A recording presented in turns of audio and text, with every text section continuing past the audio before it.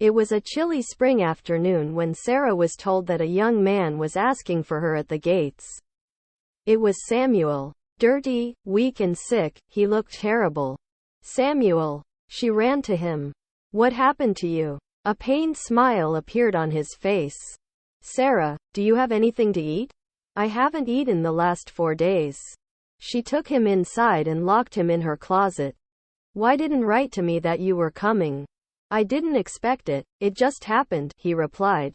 Nobody noticed the newcomer. She fed him, washed him, and let him sleep there for the rest of the day. Sarah came back to her closet late at night after she finished washing the dishes and the floor in the dining hall. Hey, she whispered.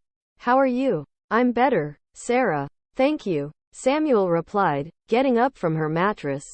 No, you stay here. What happened to you? I couldn't be there anymore.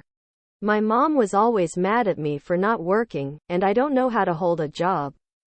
I found a job and worked very hard, but I got fired the next day, regardless. And my mother yelled at me for every piece of bread I put in my stomach. She said that I was old enough to take care of myself, so I left. I decided to go to the city. I didn't have any money for the train, so I just walked here, and I found you. I'm not going to stay with you for too long. I'll go soon and find a job. Shish. Sarah pressed her finger to his lips. You just stay here for now. I'll see what I can do. You sleep for now. You're too weak to go anywhere. The next day, a counselor saw the strange young man in the orphanage's backyard and asked Sarah about him. He's my friend. He helps me a lot. He's a very hard worker. He'll work for food, Sarah answered with delight, and Samuel was allowed to stay in the orphanage for 1 day. He was too weak to be helpful. And Sarah worked even harder than before to make everyone think that Samuel worked as well as she did. Samuel tried to help her as much as he could, and it made her feel good. By the end of the day, they were exhausted. It seemed that as soon as their heads touched the pillow, they would drop dead.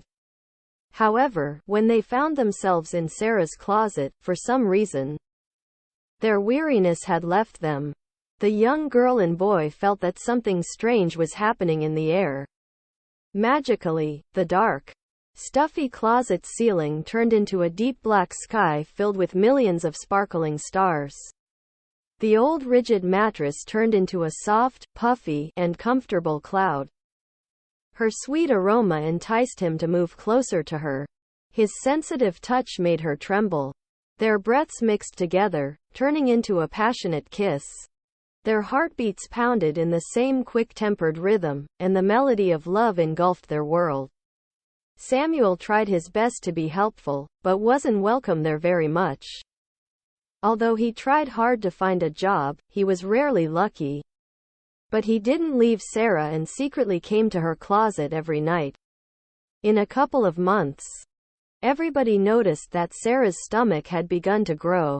The director called for her. I'll let you stay here, Sarah, but things are getting out of control. You're pregnant. And this is not a very good example to all the other children. You have to leave. But how? Sarah started. Sarah, the director interrupted her. You knew what you were doing. No, I didn't. Please. Help me. I need an abortion. Please. Sarah, you know that's illegal. How could you ask me this? Here, I'll give you some money. You have to find a job someplace else. How can I find a job with my stomach? Sarah cried.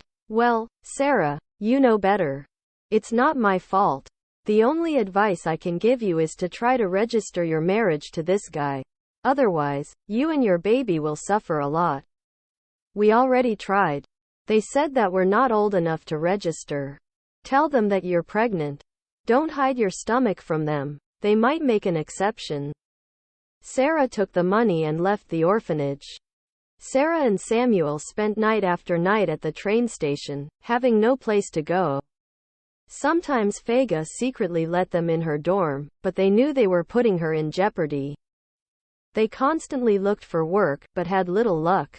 Sarah's stomach grew big, and nobody wanted a pregnant worker. They came over and over to the city hall, trying to get their marriage certificate, but were denied. But finally, when Sarah was 8 months pregnant, due to special circumstances, their marriage was registered and Samuel got a job at a plant and a room at a dorm. Samuel worked in a steel foundry as a blacksmith's assistant, the most difficult and unwanted job. It was very hard. He was facing a burning furnace, turning around metal bars on an anvil and then slamming them with a sledgehammer, 10 hours a day, 6 days a week.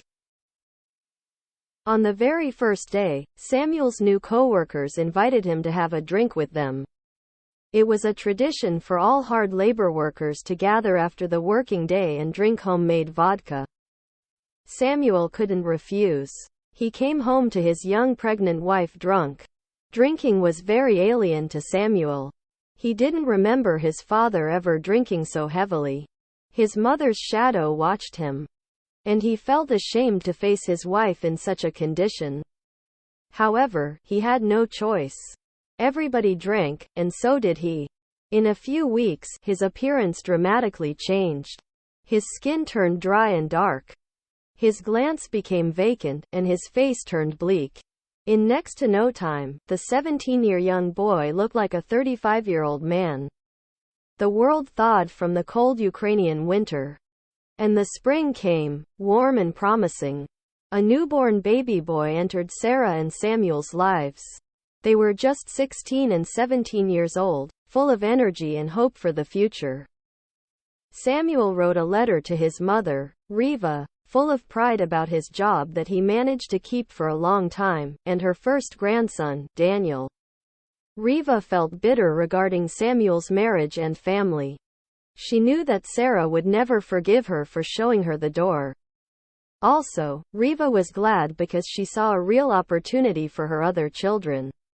As soon as she found out that Samuel was settled, she sent Celia and Simon to the city. She would send Hannah with them too, but she was too young. Riva knew she would be lonely without them and that she distanced them from herself. But she also knew that there were not job opportunities in Israelivka, and even though it was hard to find a job in the city, it was possible. Celia and Simon were scared but relieved at the same time. They would be free of the mother's continuous control, and she wouldn't blame them anymore for the food they ate. So now Riva had only the company of her smaller child, Hannah. Even though Samuel worked in the plant for only a couple of months, he was able to help Celia and Simon find jobs at the plant. Despite all their troubles and difficulties, the youngsters felt that it was the best time of their lives. They got together very often, becoming a big family in which everyone took care of each other. Being orphans and kicked out of the house made them strong, and being there for each other made them even stronger. Little adorable Daniel was the center of everyone's attention. He was the very first baby in the extended family, and his uncles and aunts, Simon and Aaron, Meir, Fega, and Celia loved him dearly. Meir lived in the orphanage, but he felt like he was a member of a big family. He already knew that Fega and Sarah weren't his mother, but he called them Mommy anyway. The orphanage was his home. But Fega and Sarah visited him regularly, and also took him to their dorm quite often. Simon also lived in dorm, next to Samuel. He was a very handsome young man, and next-door girls melted every time he walked out his room. He loved the girls' attention and changed girlfriends quite often. He spoke funny about girls in general, and because of this, was always a subject of teasing amongst the extended family. Just a few months had passed when Celia ran to Samuel and Sarah with the news. Model proposed. She was glowing with happiness. She met this guy at the very first day at her new job. Also, at the same time, Fega's fiancé, David, graduated from college and returned to Kharkiv. The life is beautiful, Sarah whispered into Samuel's ear, before they went to bed. Celia and Model are getting married. Our family is growing even bigger. Soon, more children will come. Aaron would probably marry Anna soon too. Simon has tons of girls. She laughed. Meir grew into a handsome young man. I love him so very much. She was so happy for all of them. Fega and David will get married soon. Also, David has two brothers, Lev and Joseph. Joseph is married to Zena and they have a child. And Lev has a girlfriend, Betty. 2 more families will join us. Isn't it great? I love this life. Samuel kissed his wife, and I love you, darling, more than words could say. There was only one place where Fega and David could live. David's parents' overcrowded apartment. The apartment had a small corridor with an entrance to a living room that had 2 other entrances into 2 bedrooms. Initially, the apartment didn't have a kitchen, only a bathroom. The family reassembled the bathroom walls and built a tiny kitchen, taking some space from the corridor. The kitchen was separated from the bathroom by a fabric curtain and could fit only one person. A few years ago, David's parents, together with their youngest daughter, Yalta, lived in one bedroom that was called a grand bedroom, while their 3 sons, Joseph, Lev, and David, lived in another bedroom called the boys' bedroom. The apartment was small, but there was enough space for everybody. Then, Lev and David moved to Leningrad. Joseph married Zena and Yalta's parents gave them the boys' bedroom. Then, David graduated from college and came back home. In the beginning, he slept in the living room, but when he married Fega, the parents, along with Yalta, moved to the living room, letting the young couple occupy the grand bedroom. It was hard for 8 people to live in such a small space. Zena was the most difficult person to live with. She was bossy, and since she was a mother of the first grandchild, she bossed everybody around. Joseph's parents didn't want any trouble for their son, so they tolerated her, trying to satisfy all her conditions. Zena bossed Fega around much too much, often reminding her that she had to always remember whom she owned for her happiness. Fega was grateful, but handled her bossy sister-in-law with difficulties. But then, Fega gave birth to a little girl, Jane. And all the problems in a world turned into a tiny inconvenience because this baby brought so much happiness into the family life. David's parents loved Fega like their own daughter. She was a hard worker, easy to talk to, and had a pleasant personality. They adored Jane, and the baby became their favorite. Zena was jealous and hateful. The family members tried very hard to avoid confrontations with her, and she became very isolated. Fega visited Sarah quite often, sharing with her all her concerns, life conflicts, and thoughts. They always spoke about Aaron. He left the orphanage at the age of 14 and went to a technical high school. He visited his sisters during the school break, and they missed him a lot. I received a letter from Aaron, Sarah said. I'm so proud of him. Do you remember how he dreamed of becoming a pilot when he was just a boy? Yes, I do. Look at him now. He is doing all he can to make it happen. He wrote that he took a course in aircraft mechanics. They told him that this was a way to become a pilot. He is doing so great in school. Sarah, I'm so proud of him. Fega, I never thought it would be possible for Aaron to become a pilot. Yes. It's hard to believe. I hope he will. He's trying really hard. Do you think that if he becomes a pilot, he would fly us to Palestine? Sarah whispered. I don't know. That would be great. But I don't think we could go there. What do you mean? Of course we can. Sarah, you don't understand. David is different to us. I mean, he never speaks about Palestine and never dreams about it. He's Jewish, but still, I don't think he's up to it, and I will never leave him. I love him, and we're doing very well. His parents love me as if I'm their own daughter. My father doesn't love me as much as they do. Stop talking about our father, Fega. You know we all hate him. We don't hate him, Sarah. We love him. That's why we're so upset that he left us. I know. I just don't want to talk about him. Anyway, there's nothing to discuss now. We'll see what happens. Yes, I guess. Though it would be nice if we just left. I don't know about that, Sarah, Fega objected. Our grannies were chased away from Palestine. They ran to save their lives, and now we want to go back. Why? Who knows if Palestine is better than what we already have here? I have my job and my room, and I live with a family that loves me. Our father left us, and strangers put us in an orphanage and fed us. I know that we suffered, but nobody had to take care of us. Nobody owes us anything to help us. I don't know what would happen to us if we lived in Palestine. I don't know if they have the same kind of orphanage. Maybe children just die without parents like animals in the wild. And I don't see a way to find out about this. I guess you're right, though Russians hate us here, and especially Ukrainians. I know, Sarah, but not all of them hate us. Don't think only about the bad people. Think about good ones. The ones that helped us. Riva is a Jew, but she also showed us the door. You're not going to hate all Jews because of her. Are you? No. We just have to make our lives the best we possibly can. Sarah thought a moment. Well, you're right, but regardless, if I get a chance to fly to Palestine, I won't miss it. No, you won't, Sarah. Fega argued. Oh yes, I will.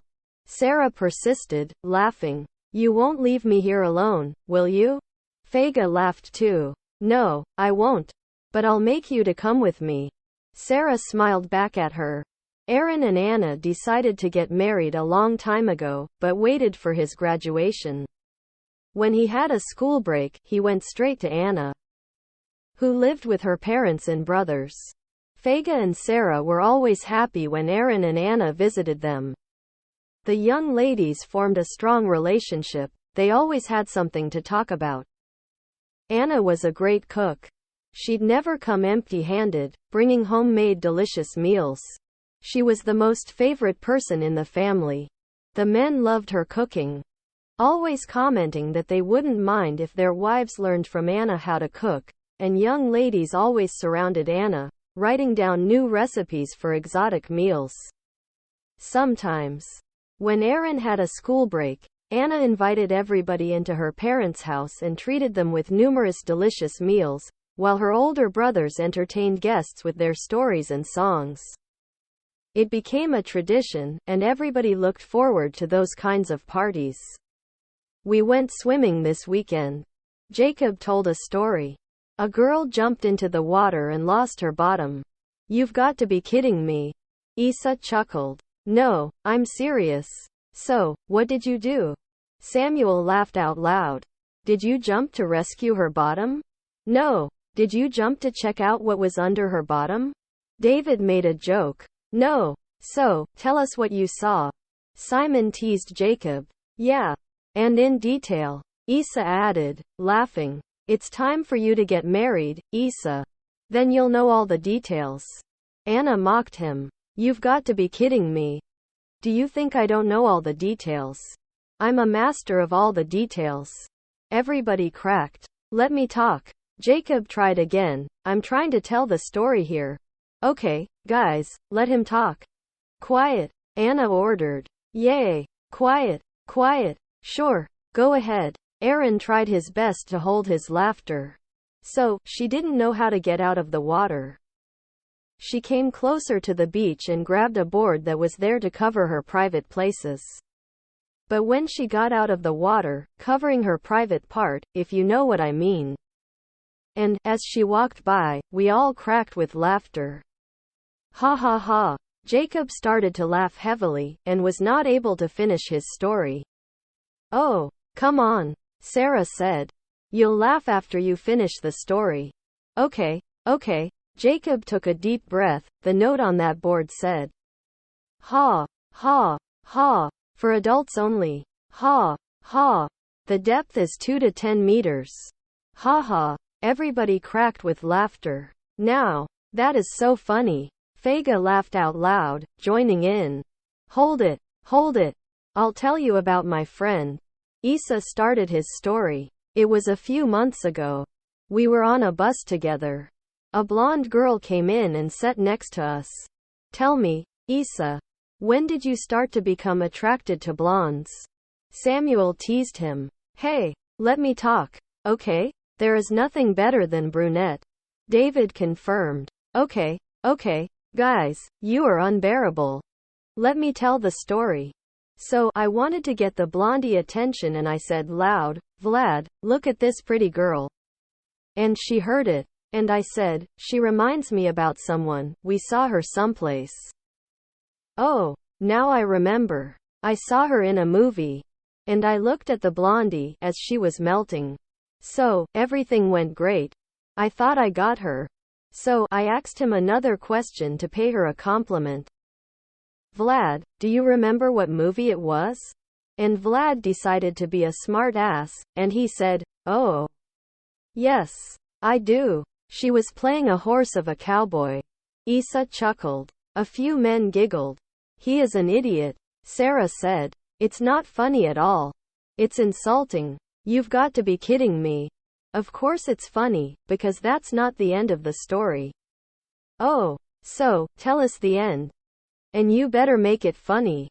Anna said, or I'll deprive you from your favorite cookie.